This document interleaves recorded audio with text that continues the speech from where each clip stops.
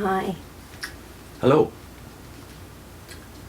Ray Franz has just told the story of Rene Greutmann, who himself is telling the story of his relationship with his wife Clarisse, and she has now committed suicide at the age of 34 by jumping off the Golden Gate Bridge in San Francisco.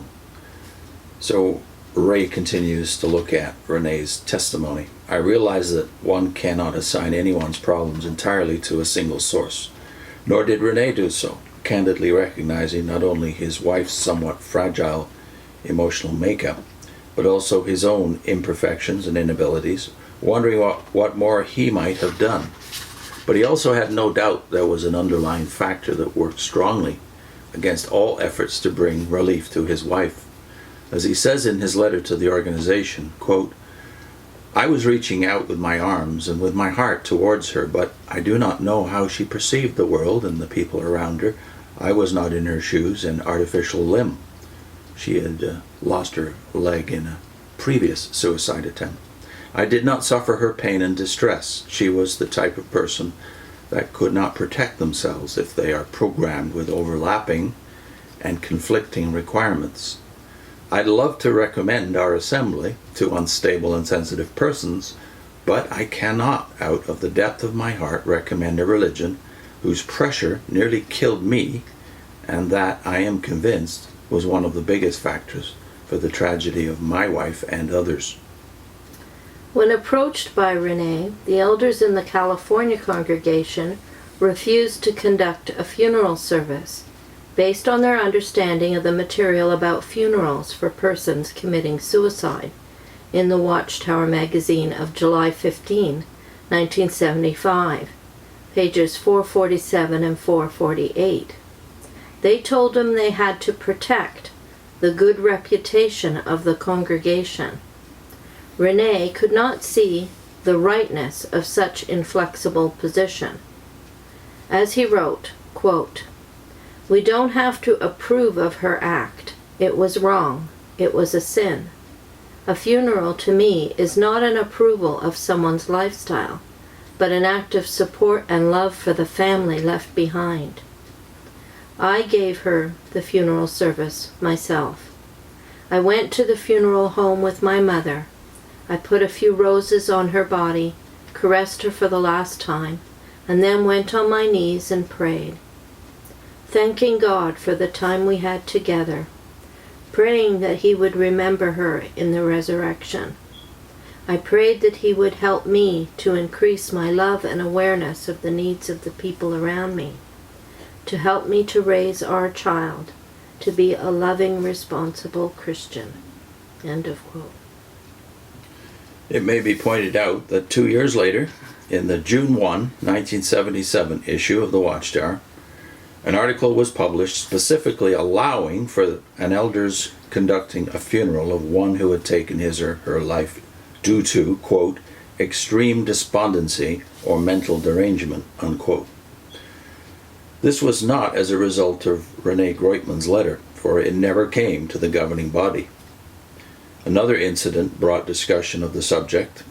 In advocating a changed viewpoint during the discussion, I recall personally calling attention to David's funeral dirge after the deaths of Saul and Jonathan, in which David included both men in his eulogy, though the wounded Saul, seeking to avoid abuse at the hands of the Philistines, had taken his own life.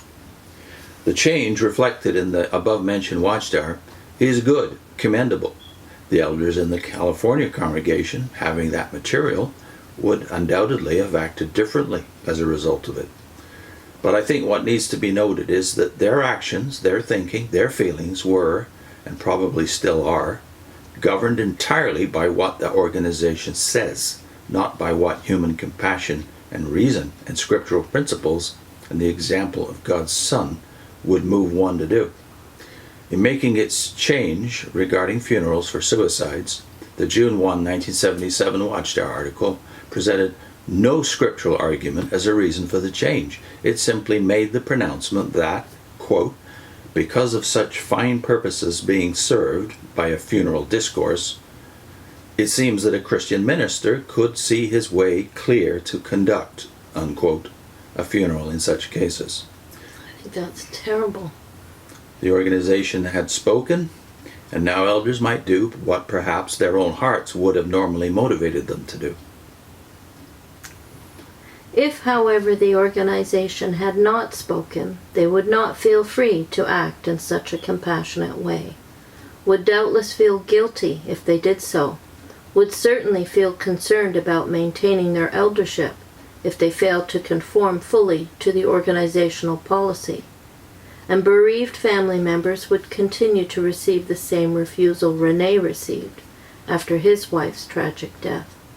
I'm forced to wonder what there is in all of this that can be in any way be described as a spiritual paradise. Some time after his wife's death, Rene and his small son returned to Switzerland. He had learned that while his wife was undergoing treatment in Switzerland, a man on duty as a frontier guard at Lake Geneva had seen her, fully clothed, walking out into the water, and had gone after her, pulling her from the water. Coincidentally, the man's wife had known Clarisse as a child. Rene visited the couple to thank them for what they had done on his now dead wife's behalf. During the conversation, he mentioned that Jehovah's Witnesses did not serve in the army, the reason being that they did not want to kill. The man's wife replied in a way that Rene has never forgotten. She said, "Sometimes we also kill with words." Yeah. Oh, I just think their reasoning, and to put it in a publication, their reasoning is, oh, well, it's an opportunity for another plug for a religion.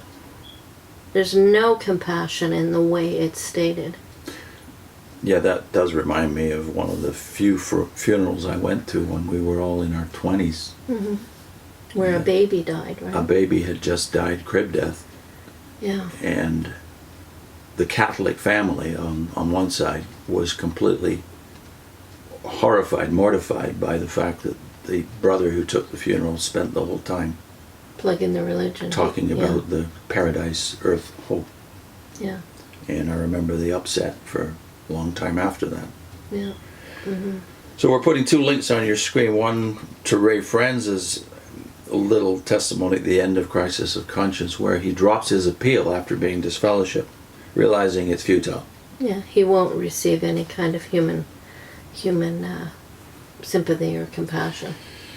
And then we also will link one about a video we did when we had our 30th anniversary out of the Watchtower.